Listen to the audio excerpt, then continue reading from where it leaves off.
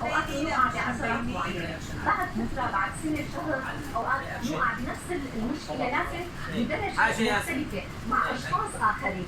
لذلك هي الدورات مهمه جدا في حياتنا.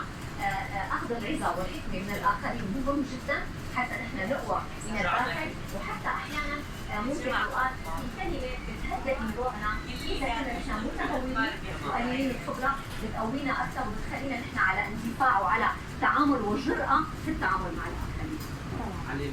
دكتوره كيف بيقدر الانسان او حتى نحن انه ندرك ونميز بين الشخص يلي عنده تصرفات لا وعي عم يكون غاضب بدون ارادته وبين الشخص المدرك والواعي انه هو رح يغضب ورح يسبب اذى نفسي لنفسه او للاخرين؟